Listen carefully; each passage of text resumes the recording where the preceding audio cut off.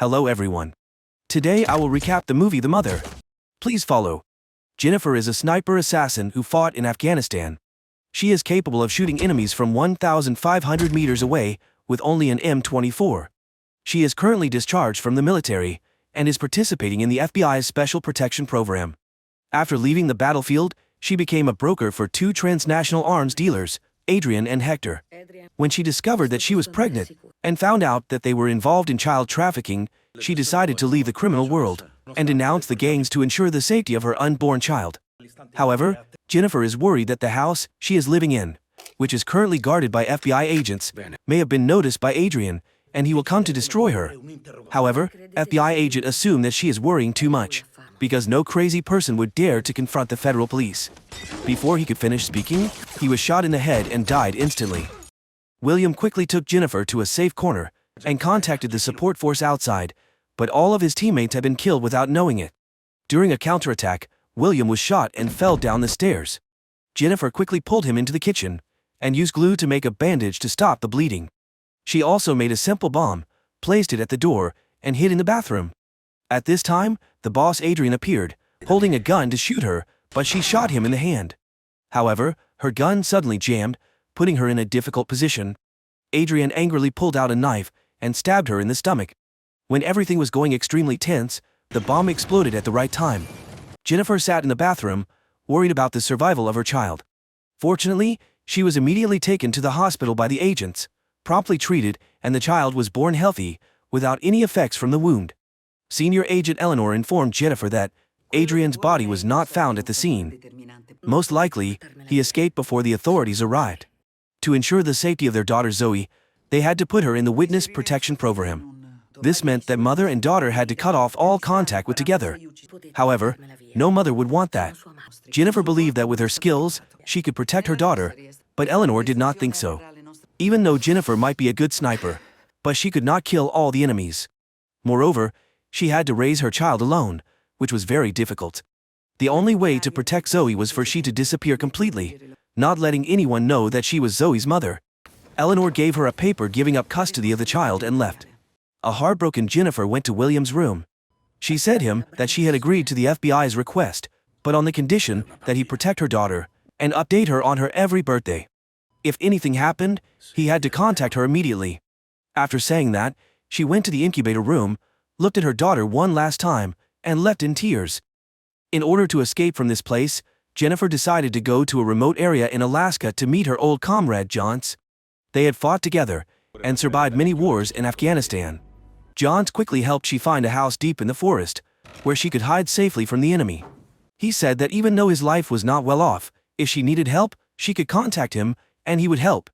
Time passed quickly. In the blink of an eye, 12 years had passed. Jennifer lived alone in the forest and hunted for food by herself. When she returned home, she saw Johns coming to find her and giving her a letter from William. The letter had the meeting place and some important documents. Feeling that something bad was about to happen to her daughter, Jennifer immediately prepared her weapons and set off to the meeting place. William informed that the police had just arrested some of Adrian's henchmen.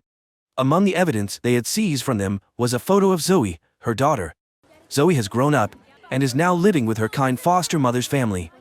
Although Jennifer really wants to run and hug her daughter, she could only stand at a distance and watch to ensure Zoe's safety. The next morning, as Zoe and her foster mother were playing in the park, then Jennifer discovered Adrian's group preparing to kidnap Zoe. She quickly loaded her sniper rifle and shot them one by one. Tarantula, the leader, discovered Jennifer's location and ordered his men to come to her, while he shot Zoe's adoptive mother in the arm and kidnapped little girl. Jennifer tried to attack Tarantula, but was obscured by a bus. When Jennifer ran to the parking lot to hide, a Tarantula henchman also arrived to find and capture her.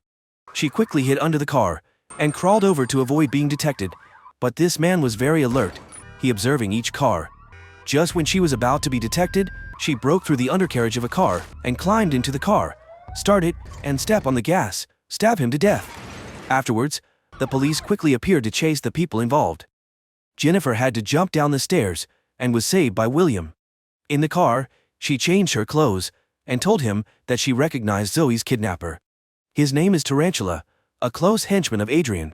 Their purpose in kidnapping Zoe is probably to lure her out. Of course, She wasn't stupid to show her face, but she is not to let them do what they want. Jennifer and William disguise themselves as a happy couple to go to Havana, Cuba, to search for Tarantula. When they arrive, they quickly discover him. Jennifer points a gun at Tarantula's head, but suddenly one of his accomplices appears from behind, stabs William, and gives he a chance to escape. Jennifer immediately chases him. The chase takes place throughout the alleys.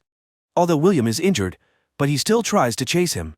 However, this is Tarantula's area, making it difficult to catch him. Jennifer decides to jump on a motorbike to continue the chase, then she switches to a car and continues to chase him.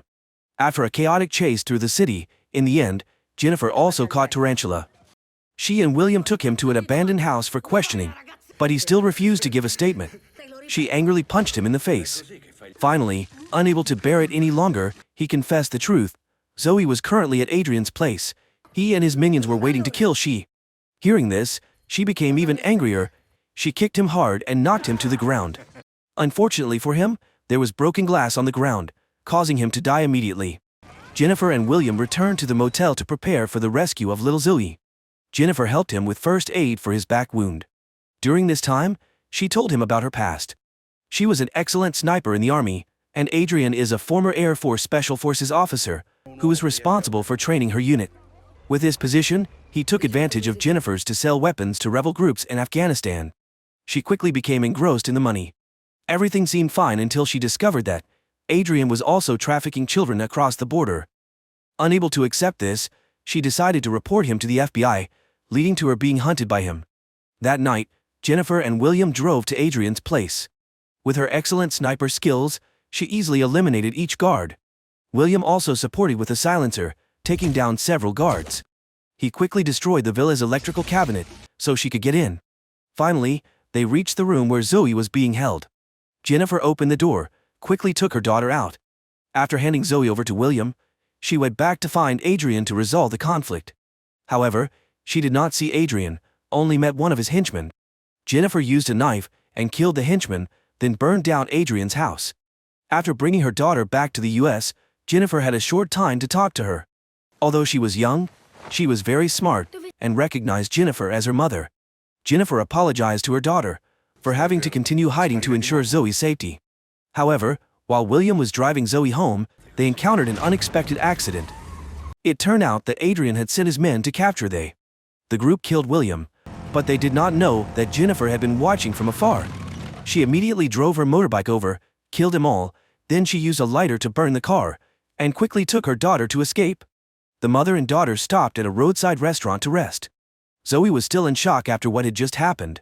Jennifer warned that the current situation was very dangerous, and Adrian would not spare them. If they return home, it will implicate others. The important thing was to find a safe place for Zoe to hide. Jennifer bought a car to move around.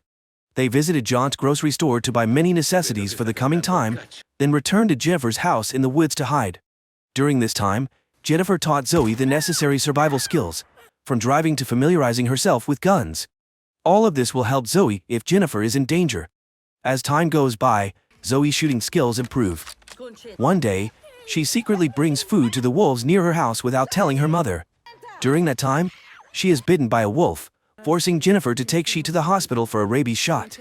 When the doctor asks for information, Zoe accidentally reveals her real name, leading to the location of the mother and daughter being exposed. With no other choice, Jennifer asks Johns to take her daughter to safety, while she stays at home to wait for Johns to come. After discovering the whole truth about her mother, and the sacrifices her mother made for her, Zoe is moved and secretly drives back to the house. Meanwhile, Adrian and his group of henchmen are approaching Jennifer's location. However, she placed a minefield right in front of the house, kills some of his henchmen. Taking this opportunity, Jennifer attacks the remaining ones, steal their clothes and disguise themselves as them. She listens over the walkie-talkie and learns that Adrian spotted Zoe driving back there, so he gathered his forces to capture Zoe. So, she quickly moved to her daughter, killed the henchman, and took Zoe away. Adrian's henchmen were still chasing Jennifer. Then, she took her daughter to a high hut, where Zoe would observe and point out the enemies to her mother. However, as soon as Jennifer killed a henchman, Adrian realized their location. If she did not surrender, he would shoot Zoe. When she got down, Adrian asked her to drop her weapon, and the two sides engaged to the battle. However, Adrian, Jennifer's opponent, was the one who taught her fighting techniques, so she had no chance of beating him. Even though she used a knife to slash him across the face, but he still easily controlled her. Just as Jennifer was being strangled by Adrian and about to die, Zoe suddenly appeared and fired a few shots at him. Both Adrian and Jennifer rolled down the slope. Worried about her mother, Zoe ran down to check, and she was captured by Adrian. It turned out that he was wearing a bulletproof vest. Jennifer was seriously injured, but her motherly love gave her strength. She reached for the gun, tried to stay calm, aimed straight at Adrian's head and shot. As a result, he was killed. Then, Zoe ran to and immediately hugged her mother. Although she wanted to stay and take care of her daughter, but Jennifer still decided to take Zoe back to her adoptive family. Because the danger was still there, she couldn't let her daughter be in danger. Thank you for watching. If you find it interesting, please give me a like and a comment about this movie. Especially, please subscribe to the channel to follow my movie recap. See you again, my dear friends.